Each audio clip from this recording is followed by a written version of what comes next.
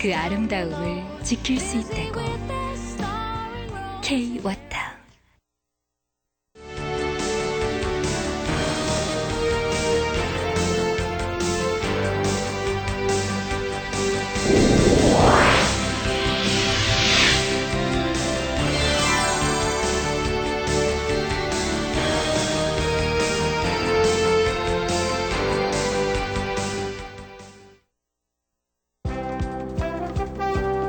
통일을 염원하며 달린다.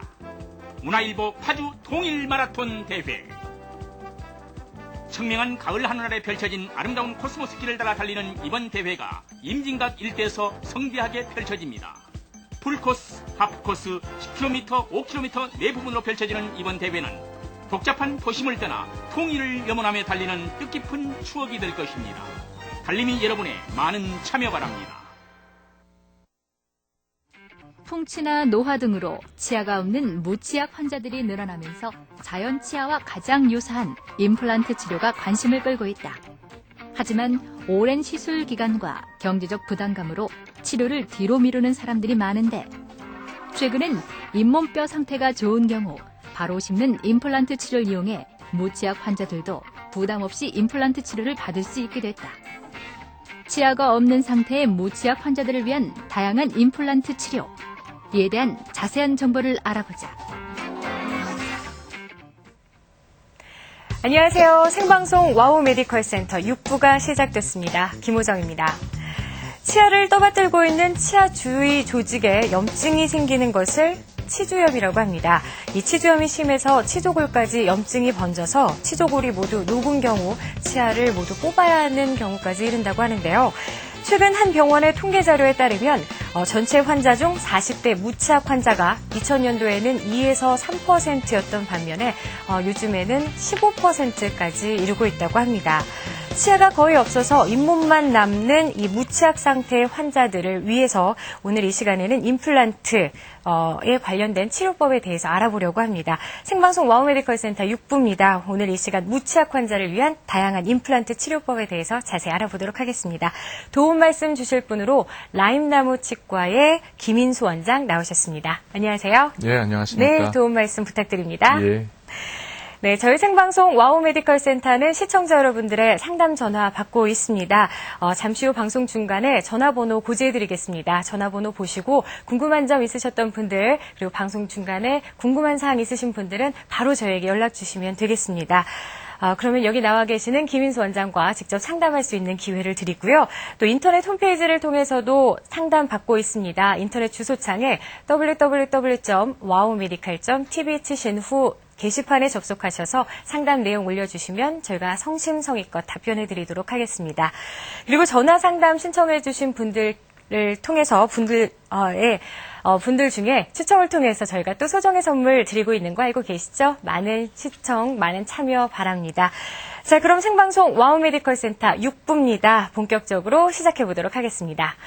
네, 제가 앞에서도 잠깐 말씀드렸지만은요, 최근 풍치, 즉 치주 질환을 그대로 방치해뒀다가 치아 전체가 흔들려서 치아를 다 뽑아야 하는 환자들이 크게 증가하고 있다고 합니다. 그런 환자들이 정말 늘고 있는 게 사실인가요? 예. 치주 질환, 잇몸 질환이라고 하죠. 네. 이 질환은 주로 이제 만성적으로 가기 때문에 치아가 이제 치주 질환에 걸렸을 때 처음 조기에 처치를 해야 되는데 그러지 못하고 놔둬가지고 결국은 이를 뽑게 되는 환자들이 많이 생깁니다. 네. 이 치주 질환이라는 말은요, 아마 많이들 들어보셨기 때문에 대략 어떤 질환인지는 다들 알고 계실 거예요. 하지만 어떤 경우에 치아를 다 뽑을 정도까지가 되나요? 네. 먼저 이제 그 치주 질환을 얘기하기 위해서 일단 이가 어떻게 생겼는지를 알아야 됩니다. 네. 그림을 보면요. 이제 이는 일단 잇몸 뼈 속에 박혀 있습니다. 네, 실질적으로 네. 보면은 우리가 보이는 거는 잇몸에 이가 박혀 있는 것처럼 보이지만은 사실은 잇몸 뼈에 이가 이렇게 들어가 있죠. 예. 그래서 잇몸 뼈는 우리 몸의 내부이고 이는 우리 몸의 내부와 외부를 이제 개통을 해서 연결을 해주게 됩니다. 그러다 보니까 이 부위가 취약하게 되죠. 네. 이 취약한 부위를 잇몸이라는 아주 얇은 피부로 이제 싸고 있는데 이 잇몸에서 방어 기전이 나와서 결국은 외부에서 어떤 물질들이 들어왔을 때 그걸 갖다가 들어오지 못하도록 이제 차단을 하게 되죠. 네. 한데 이 차단이 안 되고 여기에 이제 그 치석이 이제 생기게 되면은 이 치석 안에는 세균들이 살게 되죠. 예. 이 세균들이 이제 문제를 일으키는 거죠.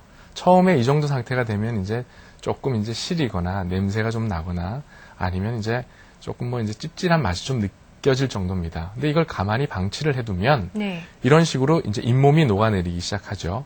잇몸뿐만 아니라 이걸 더 방치를 해두면은 잇몸 뼈까지 녹아내리게 됩니다. 네. 이 정도 되면 이제 뭐 고름 나고 흔들리고 이렇게 되면 이제 이를 뽑아야 되죠. 그래서 그럼, 네. 무치약 환자들이 늘어나고 있는 그럼 거죠. 자본 과정까지 진행됐을 네. 경우에 이 치아를 뽑아야 하는 경우까지 오게 되는 건가요? 네, 이 더 진행이 되면 이제 뽑아야 되죠. 흔들리고 하게 됩니다. 그럼 이번 진행 과정 아까 말씀해 주신 것처럼 네네. 치석이 좀 끼는 정도면 치과에 가서 적절한 치료를 받는다면 미온에 방지할 수 있는 거죠? 예, 맞습니다. 네. 스케일링을 하시고 하면 세균수를 줄일 수가 있죠. 네, 실제로 이 치주 질환이 너무 심해서요. 치아를 뽑은 환자들의 임상 사례 사진이 지금 준비가 되어 있습니다. 그리고 비교적 예후가 좋은 치료 사례도 함께 준비가 되어 네네. 있는데요. 함께 살펴보면서 계속해서 말씀 나눠보죠. 네. 보시면 지금 잇몸 질환 때문에 치석이 이렇게 가득 차 있는 걸 볼 수 있습니다. 치석이 네. 이만큼 차 있다는 얘기는 이미 이곳에 뼈는 녹아 없어졌다는 얘기입니다. 그럼 실제 환자들도 눈으로 저게 가능한가요, 식별이? 예, 볼 수가 있습니다. 네. 거울을 통해서 보면 볼 수가 있습니다. 네. 예. 이런 경우는 이미 잇몸뼈가 다 녹아내려서 이가 이미 밑으로 길게 내려왔죠. 네. 사실은 구강 내에 보여야 될 부분은 이 부분만 보여야 되는데 뿌리까지 이미 다 내려왔죠. 지금 오른편 쪽의 이처럼 네네. 그 정도만 그렇죠. 보여야 하는 거죠. 그리고 이 사진을 보면 치석을 이제 제거하고 나니까 이 환자는 이 정도 상태에서 이미 잇몸이 내려가 있는 것을 볼 수가 있습니다. 네. 또 오른쪽 아래는 이미 이가 하나 빠지셨죠, 그죠? 네. 예, 치석 때문에 이 치석 안에 있는 세균들이 잇몸 질환을 일으켜서 치주 질환이 심해져서 결국은 이가 흔들리고 이걸 빼야 되는 그런 상태까지 오게 됩니다. 예. 이 환자도 보면 치석이 이와 잇몸 사이를 잔뜩 감싸고 있는 것을 볼 수가 있습니다. 네. 이 정도가 되면 이미 이 밑에 뼈는 없습니다. 아. 예, 많이 내려가 있습니다. 해서 문제가 되는 치아들은 이제 흔들려서 쓸 수가 없기 때문에 뽑고 거기다가 인공뼈 이식을 해가지고 임플란트를 심어서 이렇게 회복을 한 그런 사례가 되겠습니다. 네. 엑스레이를 보시면 이미 이렇게 치아는 뼈 속에 이렇게 들어가 있는 걸 보시면 이렇게 네. 하얀 부분이 뼈입니다. 이렇게 하얀 부분 안에 치아가 들어가 있어야 되는데 예. 여기 보시면 검죠. 예, 공중에 떠 있다는 얘기예요. 아, 염증 조직이 이를 잡고 있다는 얘기죠. 이렇게 되면 네. 이가 흔들흔들하게 되고 결국은 빼야 되는 그런 결과가 나타납니다. 근데 앞서서 이렇게 살펴본 것처럼 치아를 다 뽑아야 할 때까지 그냥 놔둔다는 게 네네. 그 현대의학이 많이 발전하지 않았습니까? 네. 그래서 좀 상식적으로 이해가 되지 않는 부분도 있거든요. 예. 근데 그럴 만한 이유가 있나요? 예, 아주 좋은 지적을 해주셨는데요. 그 IQ, EQ 하듯이 요즘에는 뭐 OQ라는 얘기도 나오고, 그러니까 덴탈 IQ를 이제 그 앞에 오라를 붙여서 OQ라고 하는데, 네. 한국 사람들이 이제 그 오랄 IQ가 굉장히 올라갔습니다. 그래서 치아에 대해서 많이 알고 치주 질환이 뭔지에 대해서도 사람들이 다 압니다. 네. 그럼에도 불구하고 현재 그 30대 이후 40대 이후에 가장 이를 많이 뽑아야 되는 이유 중에 하나가 치주 질환입니다. 그 이유는 처음에 이제 이 치주 질환이 생기게 되면 증상이 별로 없어요. 그냥 근질근질하고 좀 시리고 피 좀 나고 좀. 근데 이걸 또 치과에 가려고 하면 무섭거든요. 그러니까 그렇죠. 치과에 가지를 않죠, 다. 네. 예, 그리고 이걸 이제 놔둡니다. 네. 그러다가 이제 견디다 못해서 이제 고름이 나고 흔들리고 할 때 그때쯤에 이제 치과에 찾아오게 되죠. 네. 그럼 이제 그때는 이미 늦은 거군요. 거죠. 네. 예, 그런 일들이 이제 벌어지고 있는 거죠. 근데 이 치아를 뽑지 않으려면은요, 치주 질환의 증상을 이 환자분들이 알고 계셔야 미연에 방지를 할 수 있다는 생각이 드는데, 어떤 증상이 나타날 때 이 치주 질환을 의심해 볼 수 있을까요? 예, 치주 질환의 증상은 여러 가지가 있습니다만, 이제 그림을 보시면, 처음에는 일단 뭐 차갑고, 네. 시고 한 어떤 그런 느낌을 이제 받습니다. 네. 왜냐하면 옷을 입고 있을 때는 바람이 불어도 춥지가 않죠.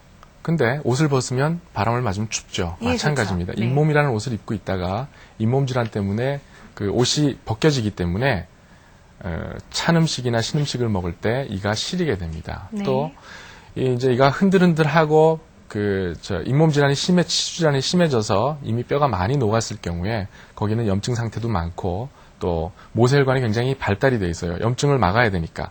그런 상태에서 딱딱한 음식을 씹으면은 또 피가 납니다. 네. 예. 그리고 잇몸이 내려가니까 아무래도 뿌리 있는 데까지 보이니까 치아가 길어 보이고 이 사이가 이렇게 벌어지게 보이죠. 네. 예. 또 구취라는 것이 이제 나게 되죠. 결국은 염증 냄새가 이제 나는 거죠. 네. 예, 이런 증상들이 이제 나타나게 됩니다.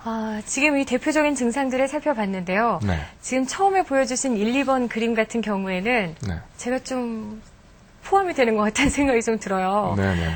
근데 이게 겉으로 보기에는요. 네. 뭐 이가 썩어서 뭐 이렇게 검게 변한 부분이 없거나 하기 때문에 혹시 조금만 참으면 괜찮지 않을까 생각하시는 환자분들도 있을 거라는 생각이 들거든요. 네. 어떡하죠? 그 증상이 나타나면요. 빨리 치과에 가셔서 치료를 하시는 게 좋습니다. 예, 미연에 방지하는 것이 나중에 큰 일을 없애는 방법이 되겠죠. 네, 저도 좀 상담을 받아봐야겠다는 생각이 드는데요. 일단 이렇게 치주 질환이 심해서 이미 치아를 상실했거나 또 흔들려서 뽑아야 하는 경우 인공치아를 대신해서 넣어야 할 텐데요. 무치약 환자들은 어떠한 방법으로 인공치아를 대신에 넣을 수 있을까요? 예, 무치약 환자들을 인공치아를 해낼 수 있는 방법은 두 가지입니다. 하나는 이제 틀니를 할 수 있겠고요. 네. 이가 없을 때 잇몸에다가 걸치는 틀니를 할 수 있고 또 하나는 이제 임플란트를 할 수 있죠. 네. 틀니를 하시게 되면 시간도 뭐 이렇게 오래 걸리지는 않습니다. 보통 한두 달 안에 끝나고요. 네. 완전 무치약일 경우에는 완전 틀니를 해야 되고 또 부분 무치약일 경우에는 요 밑에 보시는 그림처럼 예. 부분적으로만 무치약 틀니를 만드셔야 되는 거죠. 네. 이거는 이렇게 하게 되면 틀니는 아무래도 치료비도 이제 적게 들고 시간도 이제 빨리 하게 되죠. 하지만 씹는 힘 자체가 자연치의 한 20% 정도밖에 나오질 않습니다. 예, 그런 단점이 좀 있습니다. 예. 그리고 네. 아무래도 입천정을 덮기 때문에 그 맛을 느끼는 것이 조금 힘듭니다. 인공치아를 하게 되면은 그 시간이 조금 더 틀니하는 것보다는 좀 더 많이 걸릴 수가 있습니다. 물론 네. 요즘에는 이제 시간을 조금 절약하는, 그러니까 시간을 좀 짧게 할 수 있는 방법들도 나와 있습니다만은, 그리고 치료비가 틀니보다는 아무래도 비싸겠죠. 하지만 씹는 힘 자체가 자연치와 굉장히 유사하고 한 80% 정도 나오기 때문에 어떻게 보면 인공치아가 틀니보다는 낫다고 볼 수가 있죠. 지금 인공치아라고 말씀하신 것은 임플란트를 말씀하시는 건가요? 네네. 예. 오늘 와우 메디컬 센터 6부는요. 무치약 환자의 임플란트 치료에 대해서 자세히 알아보고 있습니다. 저희 시청자 여러분들의 상담 전화 받고 있는 거 알고 계시죠? 02-6676-0114번입니다. 서울 지역이고요. 02-6676-0114번입니다. 궁금한 점 있으신 분들은 바로 지금 연락을 주시면 저희가 또 상담할 수 있는 기회 드리도록 하겠습니다. 그럼 계속해서 무치약 환자 임플란트 치료에 대한 내용 자세히 알아보도록 하겠습니다. 지금 두 가지 치료법을 설명해 주셨어요. 네네. 인공치아를 넣을 수 있는 임플란트와 또 틀니에 대해서 말씀을 해주셨는데 좀 자연 치아와 좀 더 유사한 것이 인공치아 임플란트라고 말씀을 해주셨는데 네. 이 임플란트의 경우는 누구나 받을 수 있는 건가요? 대상이 한정되어 있지는 않나요? 네, 일단 뭐 성인의 경우에 18살 이후, 17살, 18살 이후에 성인이라면 누구나 받을 수 있는데요.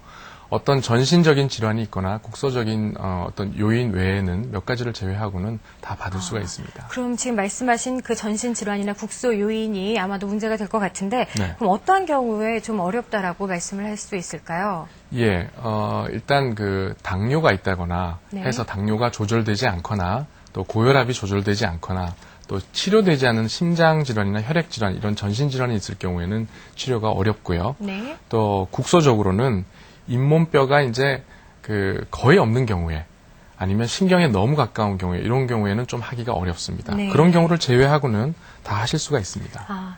예, 저희 생방송으로 보내드리고 있습니다. 와우 메디컬 센터 6부입니다. 오늘 이 시간에는 무치약 환자의 임플란트 치료에 대해서 자세히 알아보고 있습니다. 시청자 여러분들의 상담 전화 받고 있습니다. 02-6676-0114번입니다. 02-6676-0114번입니다.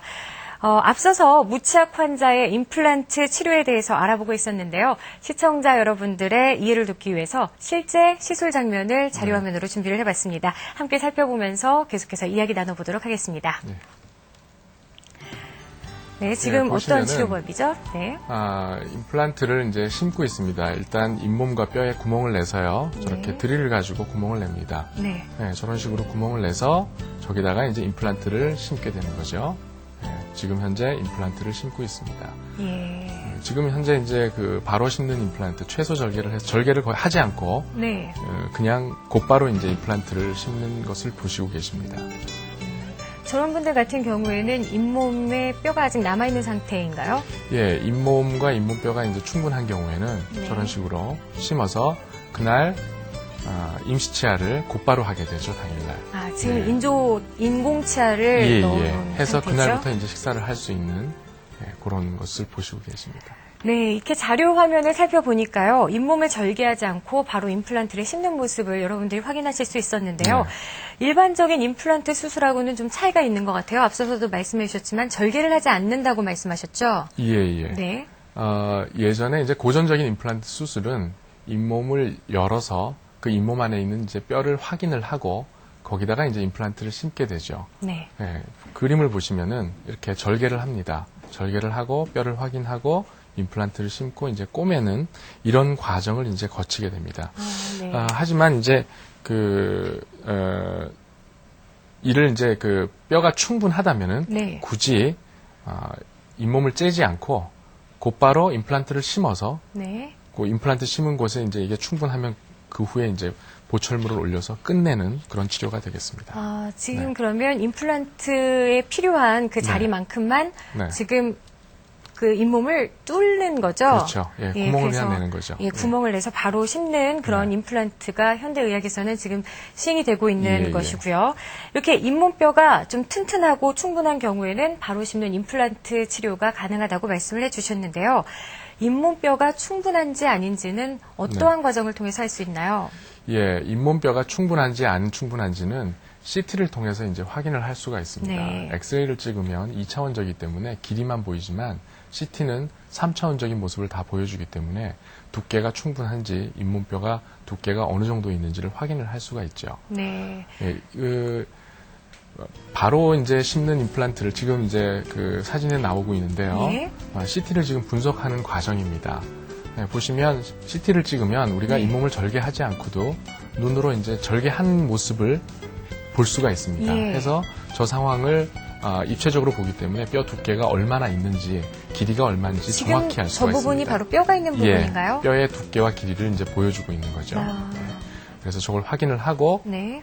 그리고 이제 절개하지 않고 심거나 내지는 뼈 이식을 해야 되면 절개를 하고 심거나 그렇게 하게 됩니다. 네. 그리고 또 CT 분석 사진이 지금 현재 준비가 되어 있다고 하는데요. 함께 그 사진을 살펴보면서 좀 더 자세한 설명 계속 이어나가도록 하겠습니다.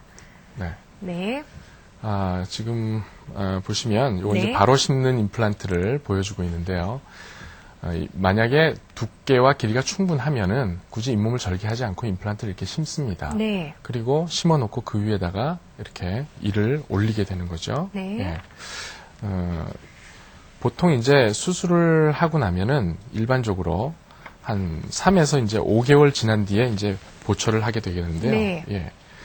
근데 그 바로 심는 임플란트를 하게 되고 거기에 50뉴턴 정도의 초기 고정이 나온다면은 네. 굳이 시간을 오래 기다리질 않습니다. 그날 바로 본을 떠서 그리고 그 다음에 왔을 때 낄 수 있습니다. 이런 환자는 이제 전체 환자의 한 30% 정도 됩니다. 그러나 지금, 나머지 환자들은 마찬가지로 이제 그 일반적인 임플란트 하는 것처럼 네. 한 달이나 3달 정도 기다렸다가 나중에 보철물을 올리게 됩니다. 그럼 지금 최종 보철물을 장착하는 기간이 네. 어느 정도 걸린다고 하셨죠? 초기 고정이 네. 30에서 50뉴턴 정도가 50뉴턴 per 센티미터 정도가 나오면은 네. 뭐 그건 바로 올릴 수가 있어요. 바로 네. 올릴 수가 있고요. 그게 안 된다면은 예전의 고전적인 방법처럼 3달에서 5달 정도 기다리셔야 됩니다. 그럼 아무래도 오랜 시간을 좀 두고 이 네. 치료 과정을 살펴보면서 네. 시술을 받아야 할 것 같다는 생각이 들고요. 다음 화면 살펴볼게요. 비교적 예후가 좋은 무치약 환자 임플란트 치료 사례가 또 준비가 되어 있죠. 예. 네. 화면 보면서 또 계속해서 설명해 주시기 바랍니다. 예. 네. 그 전에 이제 한 가지를 제가 더 네. 보겠습니다. CT 컴퓨터 단층 분석하는 거를 한 가지 더 보고 넘어가겠습니다. 예. 보시면은 아까 말씀드렸던 것처럼 길이를 이제 엑스레이 상에서는 이렇게 알 수 있는데요. CT를 보면은 이제 두께까지 알 수가 있는 거죠. 길이와 두께를 다 알 수 있기 때문에 네. 굳이 잇몸을 절개하지 않고 상황 파악을 이미 다 하는 거죠. 네. 이렇게 분석을 해서 충분하다고 하면 구멍을 뚫지 않고 그대로 잇몸을 째지 않고 네. 구멍만 뚫어서 임플란트를 심고 그리고 나중에 이렇게 보철물을 올리는 그런 경우가 되겠습니다. 네. 예, 무치약 임플란트 이제 치료 사례를 이제 보여드리겠는데요. 네.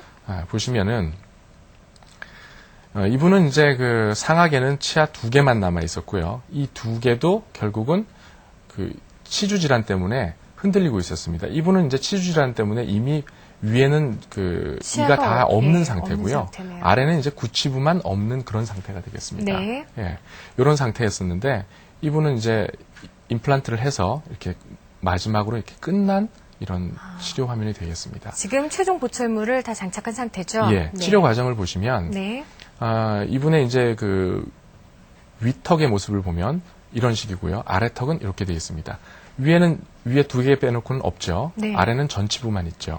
그래서 위에 같은 경우에는 2개를 빼고 심었기 때문에 빼고 이 안에 염증 긁어내고 심고 뼈 이식을 했기 때문에 어쩔 수 없이 잇몸 절개를 조금 했고요.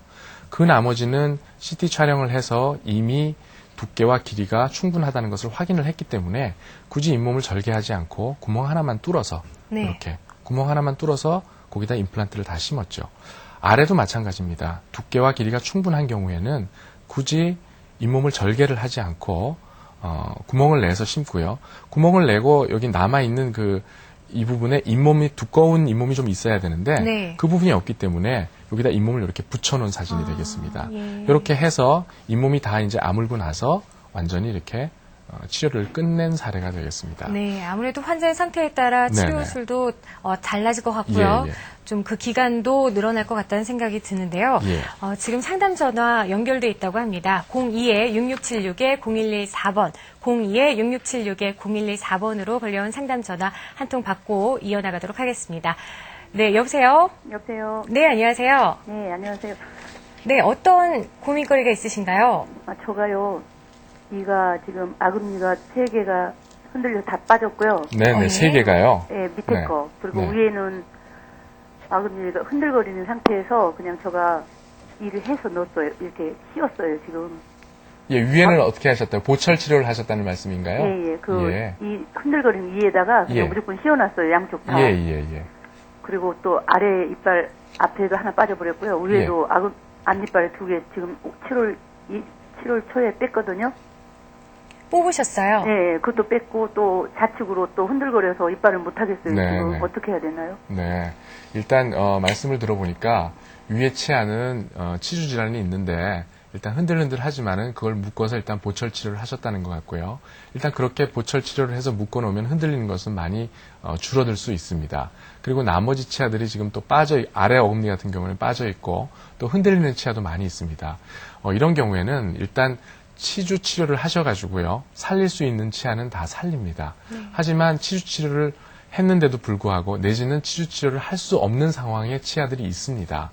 그러면은 그 치아는 죄송한 말씀입니다만은 이제 빼야 됩니다. 빼야 되고요. 그리고 남아있는 뼈가 얼마나 남아있는지를 확인을 하셔가지고 거기에 인공뼈 이식을 해야 될지 아니면 인공뼈 이식 없이 그냥 임플란트를 심어야 될지 하는 것을 치과의사 선생님하고 상의를 하신 다음에 거기다가 이제 임플란트를 하실 수도 있고요. 아니면 아까 말씀드린 틀니를 사용하실 수도 있습니다. 네, 상담 전화 감사합니다. 계속해서 다음 전화 받아보도록 하겠습니다. 네, 여보세요? 예, 여보세요? 네, 네, 안녕하세요. 안녕하세요. 네. 예, 안녕하세요. 지금 TV 신청 잘하고 있습니다. 네, 감사합니다. 예, 예, 어떠한, 네. 다름이 아니고, 네. 저는 당뇨를 지금 당뇨 치료 중이거든요. 네. 근데 이제 조절은 잘 되고 있는 상황이에요. 이게 수치가 어느 정도시죠? 식후에 수치가 어느 정도 나오십니까? 식후에 100 정도? 100 정도요? 예. 예. 그 정도면 뭐 굉장히 나쁘신 편은 높지는 아니시죠? 않아요. 조절은 네네. 잘 된다고 하거든요. 네네. 근데 이제 문제는 제가 이제 치과를 한번 찾아갔더니 네.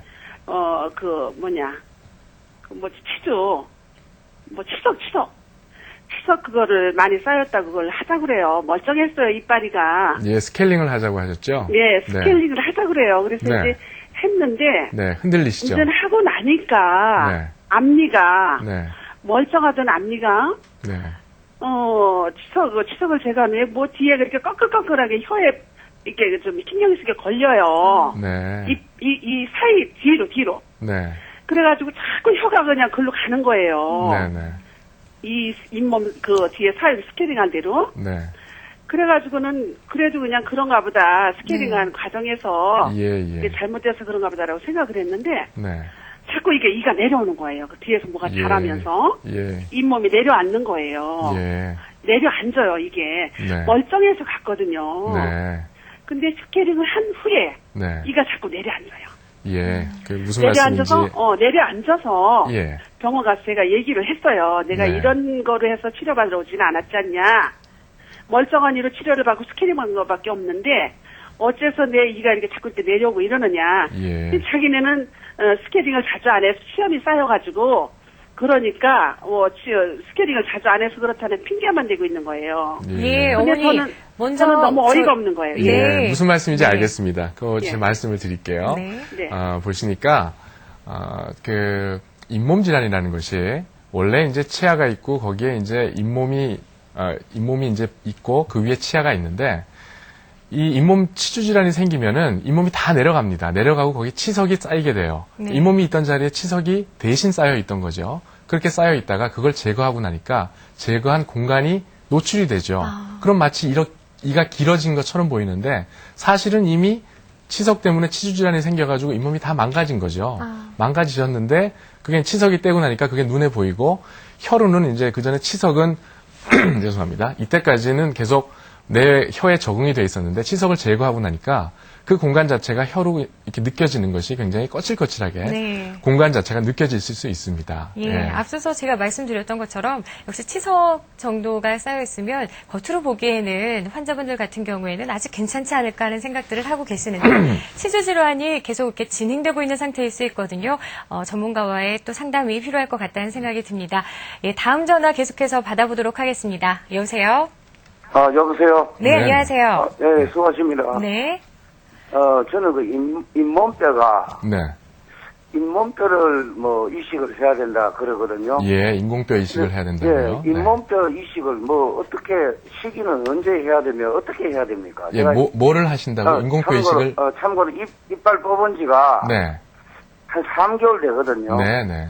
그런데 그 치과에서는 이빨 뽑고 약 한 반년 후에 잇몸뼈를 이식하라 이러거든요. 네, 네. 근데 그건 어떻게 됩니까, 절차가? 예. 그거는 이제 방법이 여러 가지가 있습니다. 예. 지금 그 선생님이 말씀하신 것처럼 예. 이를 뽑고 나서 한 3개월 정도나 6개월 정도 있다가 뼈가 이제 어느 정도 그 밑에 이를 뽑았던 자리가 발치창이 났고 나서 그 다음에 인공뼈 이식을 하고 그 인공뼈 이식과 동시에 임플란트를 심을 수도 있고요. 그런 방법도 있고요. 아니면 이를 빼자마자 뺀 자리에다가 또 인공뼈를 이식을 하면서 임플란트를 같이 심을 수 있는 그런 방법도 있습니다. 네. 하지만 이거는 상황에 따라서 많이 틀립니다. 남아있는 뼈가 어느 정도 남아있는지 임플란트를 심었을 때 초기 고정이 나올 수 있는지를 확인을 해서 초기 고정이 나올 수 있는 정도가 되면은 이제 그 동시에 할 수도 있고요. 인공뼈 이식과 임플란트를 심는 것을 만약 그렇지 못하고 남아있는 뼈 자체가 너무 적어서 전혀 임플란트를 심었을 때 초기 고정이 나올 수 없는 상황이라면은 인공뼈 이식만 해놓고 인공뼈 이식 후에도 한 6개월 정도 후에 그 다음에 또 임플란트를 심고 해야 되는 그런 과정을 거칠 수도 있습니다. 네.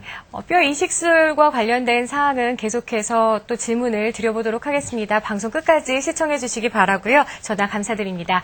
예, 계속해서 다음 질문 이어나가도록 하겠습니다.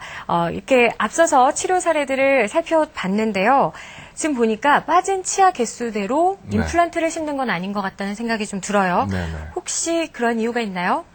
예, 임플란트를 심는 것이 사실은 치아 하나가 빠지면 그 자리에다가 임플란트를 하나씩 수복해 넣는 것이 제일 좋습니다. 네. 왜냐하면 우리 치아라는 것이 위쪽에 오른쪽으로 1번부터 7번까지 그 뒤는 사랑니고요. 반대쪽도 마찬가지로 1번부터 7번까지, 아래도 1번부터 7번까지, 또 이쪽도 7번까지 네. 해서 28개의 치아가 있습니다. 네. 사랑니를 제외하고 28개 치아가 있으면 쉽게 말해서 28집이 살고 있는데 그 중에서 몇 집이 이제 부도가 났어요. 네. 그러면 나머지 집을 가지고 이제 부도가 난 집 살림을 살아야 되기 때문에 결국 나머지 집들이 이제 피로가 빨리 오게 되고 그 집들도 부도가 날 수가 있죠.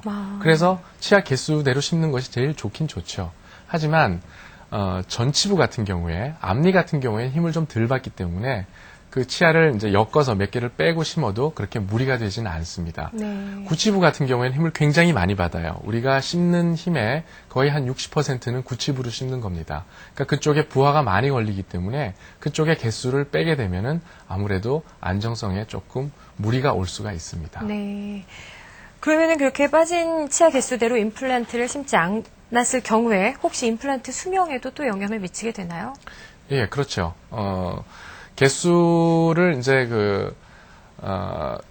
아까도 말씀드렸지만 전치부 같은 경우에는 개수를 이제 줄이더라도 네. 그렇게 수명에 무리가 안 가지만 구치부 같은 경우에는 힘을 많이 받거든요. 네. 씹을 때 지금 한번 해보십시오. 씹을 때 어디로 씹으시나 한쪽으로 이렇게 씹으시면 네. 어금니로 씹게 돼 있습니다. 예, 그렇죠. 그럼 힘이 제일 많이 가는 곳인데 거기 숫자를 빼게 되면 아무래도 안정성에 무리가 갈 수가 있죠. 예, 그렇습니다.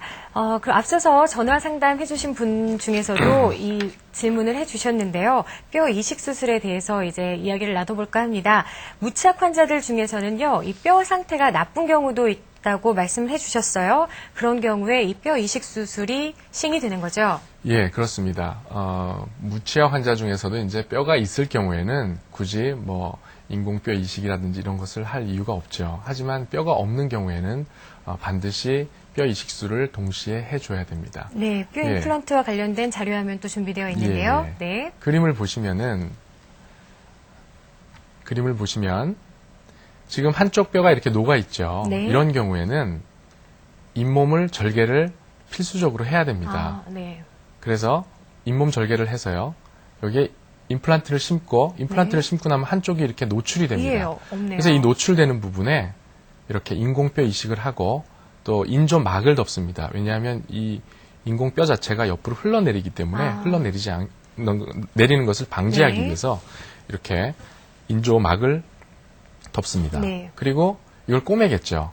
이렇게 꼬매고 나서 이 인공뼈와 잇몸이 이제 다 아물고 나면 요건 이제 이렇게 완전히 잇몸뼈를 덮는 경우도 있고요. 네. 아니면 원스테이지 임플란트 경우에는 잇몸뼈가 덮이지 않고 이렇게 꼬매게 네. 됩니다. 이런 식으로 해서 나중에 이게 다 아물게 되면은 이 뒤에 이렇게 인공치아를. 인공치아를 올리게 됩니다. 네. 그리고 만약에 발치를 했다, 이를 뺐다고 네. 하는 경우에는 이렇게 치석이 많고 염증이 많아서 이제 이가 흔들흔들하게 해서 이제 빼게 되는 경우에 이를 빼고 나면 이를 뺀 그 자리가 남게 되죠. 네, 그렇죠. 그럼 이 자리에 잇몸을 절개를 해서 임플란트를 심으면 이 옆부분은 당연히 비게 됩니다. 예. 이 빈 곳은 인공뼈를 이렇게 채워줘야겠죠. 그래서 인공뼈를 채우고 마찬가지로 이렇게 인조막을 덮어서 흘러내리지 않게 한 다음에 네. 꼬매서 이게 다 쉽게 말해서 익는다고 하죠. 다 과일이 익듯이 이 뼈가 인공뼈가 자기 뼈로 다 치환이 되고 나면은 그 뒤에 이렇게 보철물을 올려서 치료를 끝내게 되는 이런 수식을 하게 됩니다. 예, 앞서서 네. 설명해 드렸지만은요, 지금 조금 어려운 그런 임플란트 치료법들 중에서 뼈 이식 수술이 있다고 말씀을 해 주셨는데요. 네. 아무래도 이 치과에서 전문적인 상담을 받았을 때 뼈가 네. 좀 없다, 잇몸이 네. 부실하다라고 말씀을 하셨을 때는 이 임플란트 치료법에 대해서도 좀 자신이 없거나 좀 포기를 하고 싶은 환자분들도 많으실 것 같아요. 네, 네. 그런 분들을 네. 위해서 이 뼈 이식 수술에 관련된 말씀을 좀 해주셔야 할 것 같다는 생각이 들거든요. 네, 네. 예. 포기하는 환자분들이 많으셔서. 이제 이를 이제 뺀다는 것은 특히 이제 연세 드신 분들 40대 이후 50대가 되고 그리고 나서 이가 빠지면은 이가 빠지는 것 그 하나가 문제가 아니라 심리적으로 굉장히 충격을 받게 됩니다. 그렇죠. 내가 이제 이가 빠지면 이거 내가 이제 뭐 살 날이 다 됐나 그렇죠. 이런 생각도 드실 수도 있고요. 예, 좀 어르신들 노화가 보면 진행된다고. 예, 맞습니다. 이게 내가 이제 나이가 들어가는구나 하고 이제 실망을 많이 하시는데요.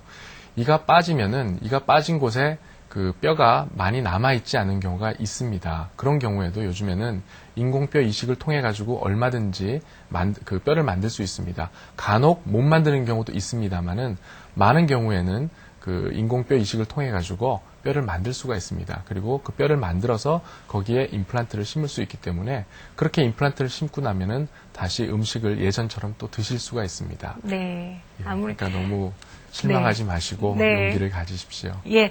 이렇게 해서 뼈 이식 수술에 대해서 알아보고 있는데요. 뼈 이식 수술 중에는요, 상악동 이식 수술이라는 것이 있다고 합니다. 아마도 관심이 있으신 분들은 한 번쯤 들어보지 않으셨을까 하는 생각이 드는데요.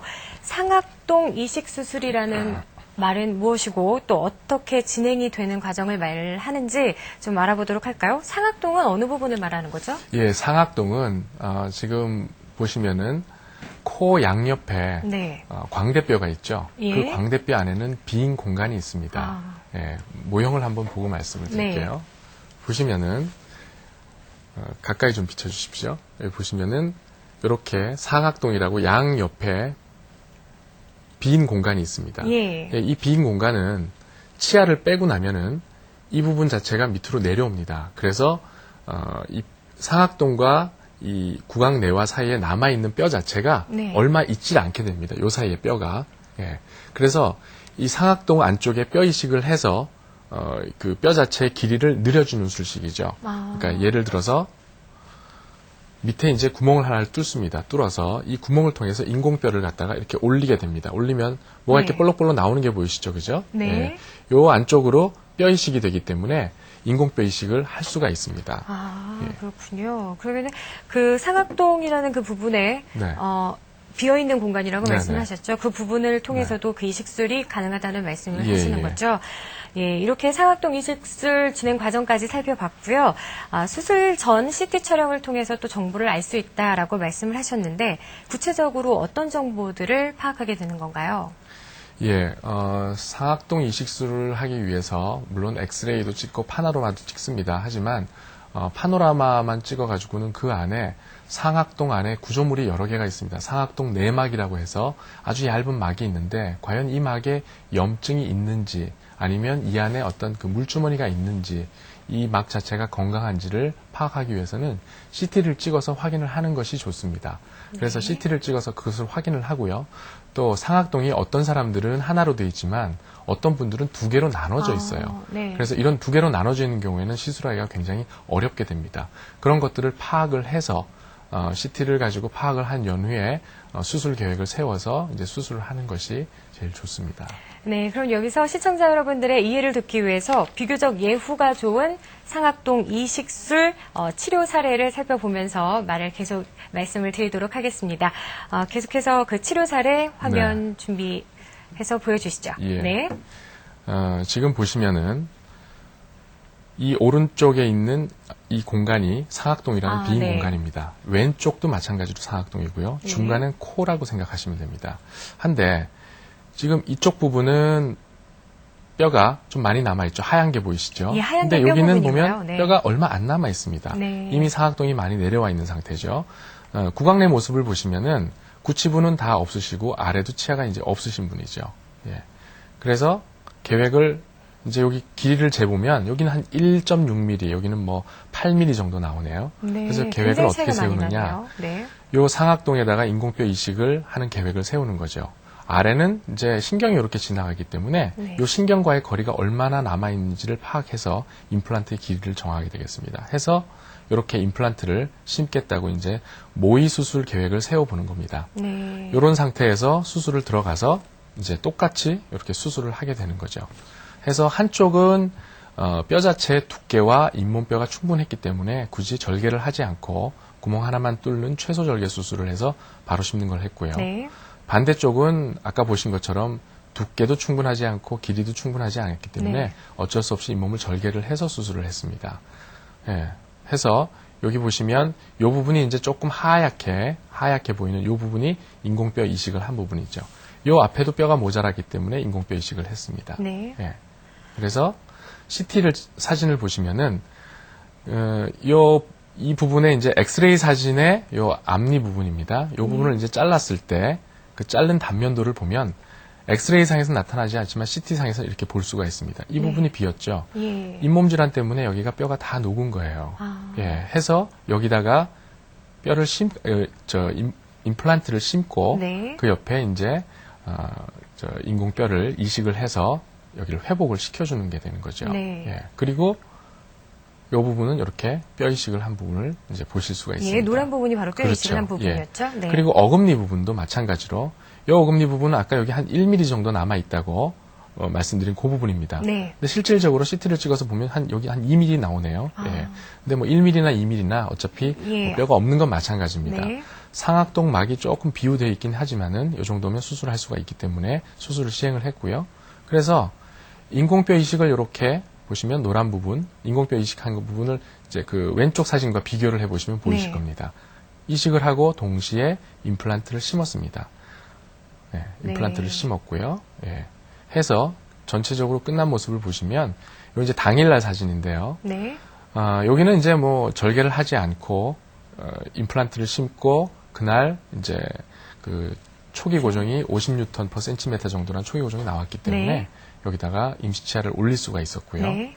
그리고 보시면 여기 이제 그 절개하지 않은 모습을 볼 수가 있습니다. 예, 오른쪽 부분이 아까 뼈 네네. 이식을 네. 시행했던 부분이었고요. 네. 예, 오늘 이 시간에는 무치약 환자 임플란트 치료에 대해서 자세히 상담해드리고 있습니다. 평소 궁금한 점 있으셨던 분들은 저희에게 전화 주시면 바로 연결해드리도록 하겠습니다. 상담 전화는 02-6676-0114번입니다. 02-6676-0114번입니다. 그럼 지금 상담 전화 연결해보고 계속해서 말씀 이어나가도록 하겠습니다. 네, 여보세요? 네, 여보세요?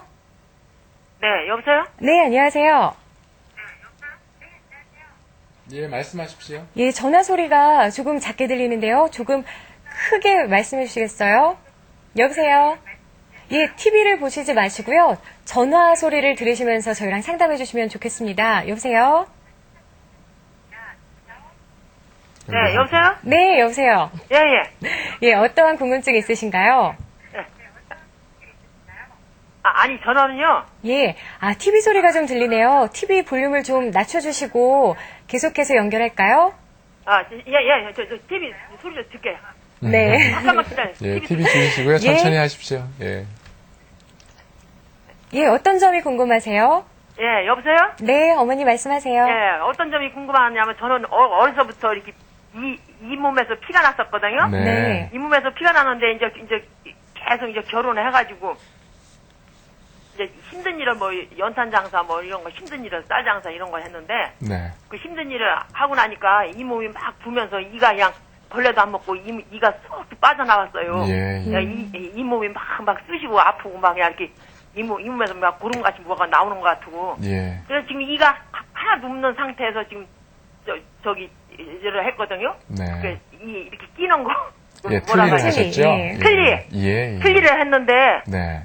뭘 딱딱한 거 먹을 수도 없고 네. 또 먹고 나면 또 아프고 네, 네. 또 밤에는 이 틀니를 빼놓고 자고 하는데 이 자신이 많이 비관이고 네. 그래 이 몸을 어떻게 나도 내일도 이렇게 심을 수가 있나. 예. 아, 예. 예, 지금 틀니를 사용하고 계시는 예, 분이에요. 예. 네. 예, 무슨 말씀인지 알겠습니다. 지금 어머님께서 말씀하시는 것이 결국 네. 전형적인 치주 질환을 말씀하고 계세요. 그러니까 피나고 뭐 했는데 그걸 그냥 방치해두고 또 이제 사시는 것이 이제 바쁘시고 힘드시다 보니까 또 힘든 일을 많이 하시다 보니까 아무래도 면역 기능이 떨어지게 되죠. 그러면 세균의 침입을 받았을 때 우리 몸이 방어를 해야 되는데 방어를 잘 못하게 됩니다. 그러다 보면 치주 질환이 점점 더 심해지셔가지고 이는 썩지도 않고 벌레 먹지도 않고 깨끗한데도 불구하고 이가 흔들흔들 하다가 고름 나오면서 빠지는 네. 그런 증상을 말씀을 하시는 네, 거죠. 맞아요. 네. 그래서 이제 이가 다 빠지셨는데 문제는 틀니라는 것이 이제 예전에 이제 몇백 년 전에도 틀니가 있었어요. 뭐 나무로 만든 틀니도 있었고 그 시대는 지금처럼 레진이라는 재료가 없었기 때문에 한데 이 틀니가 잇몸 뼈가 충분하고 잇몸도 두껍고 해서 틀니를 꼈을 때 쩍 달라붙는 소리 나고 이런 경우에는 틀니를 그래도 잘 쓰실 수가 있습니다.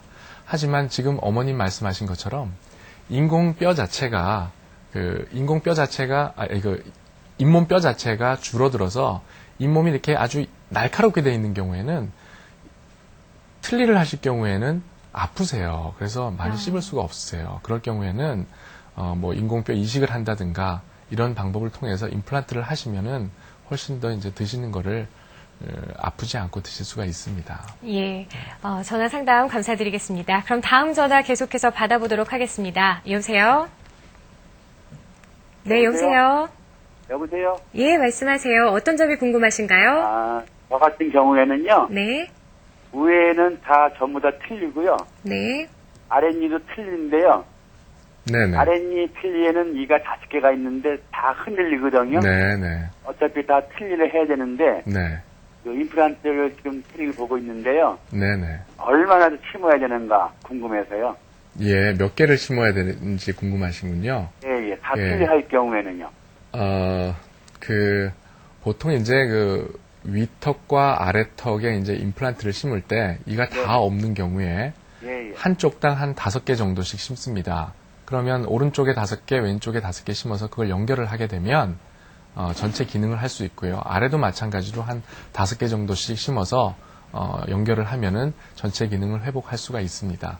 그런데 개수가 이제 너무 부담이 된다고 하면은 굳이 임플란트 자체로만 해결하지 않고요. 임플란트 개수를 줄여서 임플란트를 한 5개만 심고 한쪽당 거기에다가 이제 임플란트에 맞는 틀니를 꼈다 뺐다 할 수 있는 방법도 있습니다. 그거는 방법이 여러 가지가 있으니까 임플란트를 잘 하는 전문치과에 가셔서 상담을 해보시기 바랍니다. 네. 상담 전화 감사드립니다. 계속해서 다음 전화 또 연결해 보도록 하겠습니다. 여보세요? 네, 여보세요? 네, 안녕하세요. 안녕하세요. 네, 어떤 점이 궁금하신가요? 제가요, 네네. 나이가 64인데요. 예. 아래 이 앞에 4개 빼고는 양쪽에 2개씩 하고 그 뒤에는 틀니를 했는데요. 네네. 위에는 하나도 알곡잎만 놔두고는 빼고는 하나도 안 뺐는데 전부 아내가 앉아서 속을 파다시피 해서 만들었거든요. 그 밖에서 보면 그냥 내 이 같은데 네네. 안에서 보면은 그냥 전부 막 구멍 파서 기계로 파서 갉아내고 잠깐씩 씌웠거든요. 네네. 근데도 계속 아프거든요. 네네. 이런 거 한번 한 것도 임플란트 하면 되는지 또 하면 뭘 하면 또 다시 몇 달 있다 또 해야 되는지 그게 궁금해요. 예, 무슨 말씀인지 잘 알겠습니다. 지금 어머니 같은 경우에 예. 이제 보철 치료를 일단 하신 거예요, 그죠? 예, 보철 치료를 하셨는데도 이가 이제 아프시다는 말씀이에요. 그러면 그 아픈 거는 아픈 원인 자체가 과연 치주 질환 때문에 아프신지 아니면 그 안에 신경에 염증이 생겨서 신경 치료를 해야 되는지 그걸 일단 먼저 치과에 가서 확인을 해 보셔야 되고요.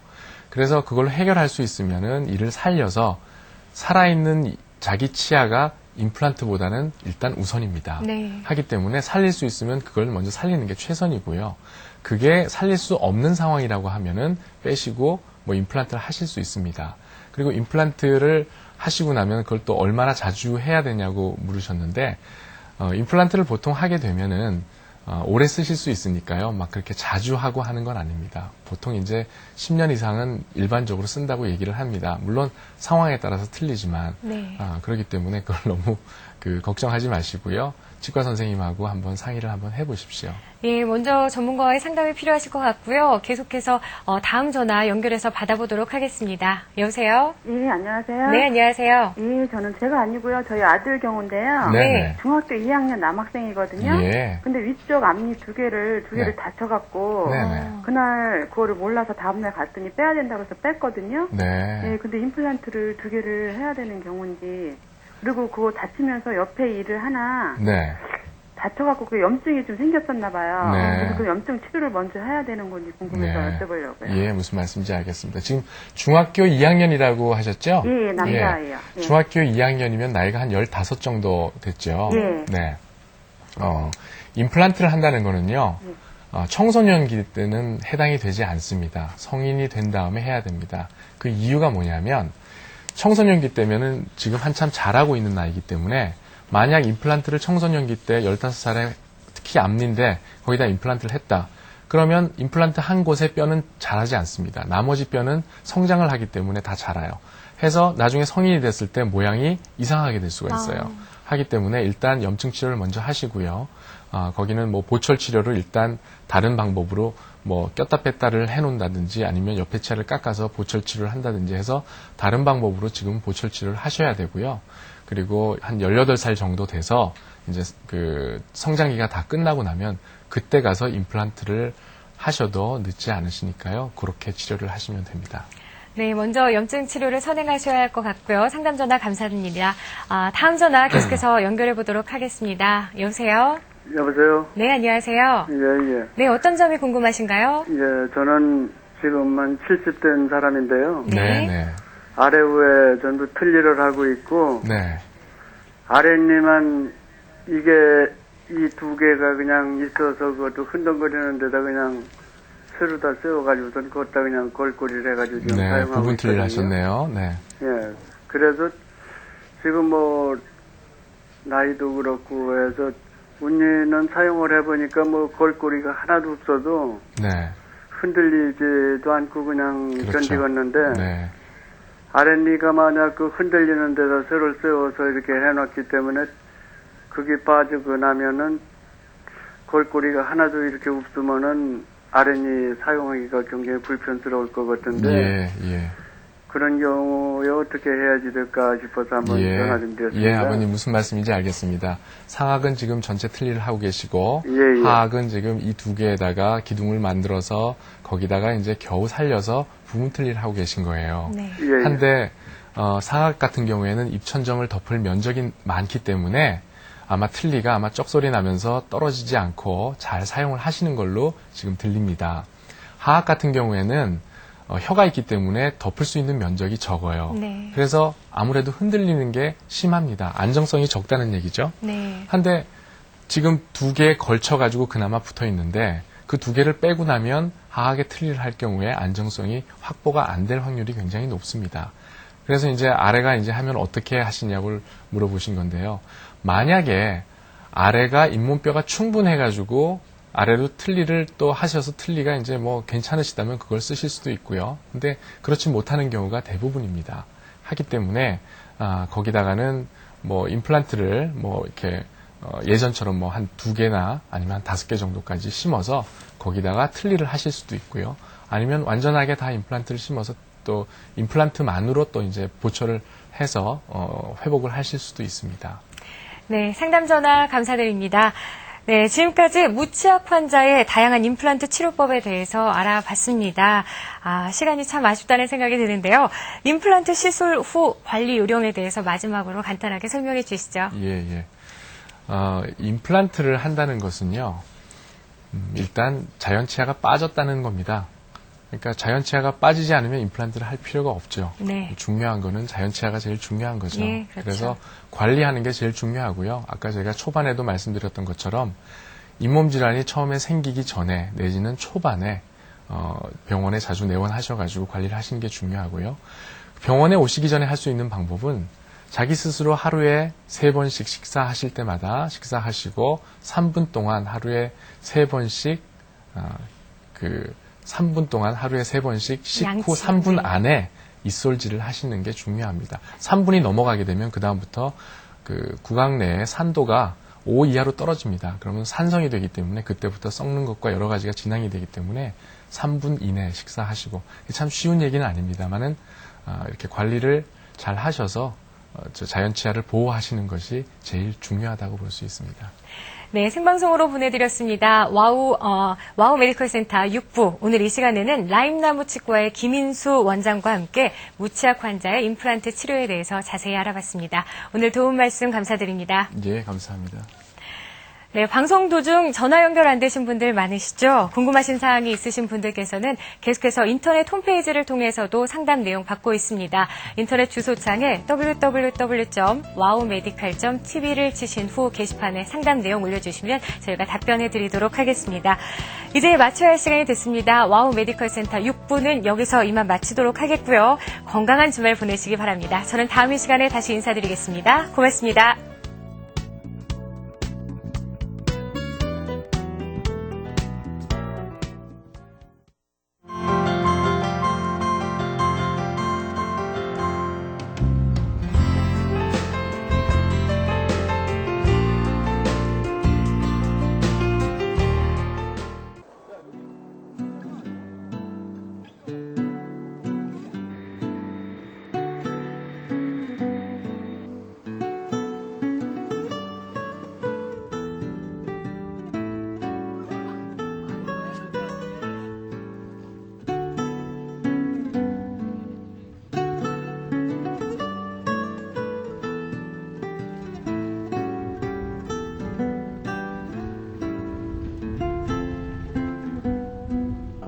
지방을 여행하는 사람들의 여행자들의 한 40%가 설사를 경험하게 되는데요. 오염된 식수라든지 조리되지 않은 그런 음식들을 통해서 합니다. 대표적으로 콜레라라든지 장티푸스, 이질, 그리고 A형 간염 등 바이러스성 장염 등이 발생하게 됩니다. 그래서 가장 여행자 설사병을 예방하는 데 있어서 가장 중요한 것은 끓이지 않은 식수를 먹지 않는다. 그리고 조리되지 않은 음식을 먹지 않는다. 그리고 과일 등도 껍질을 벗겨서 먹을 수 있는 과일만을 섭취하는 것이 중요하겠습니다. 여행지에서 돌아왔다 하더라도 잠복 기간이 있을 수 있기 때문에 만약 여행지에서 돌아온 후 이상 증상이 발생되면 즉시 병원을 찾아서 거기에 대한 적절한 진단과 치료를 받는 것이 중요하겠습니다.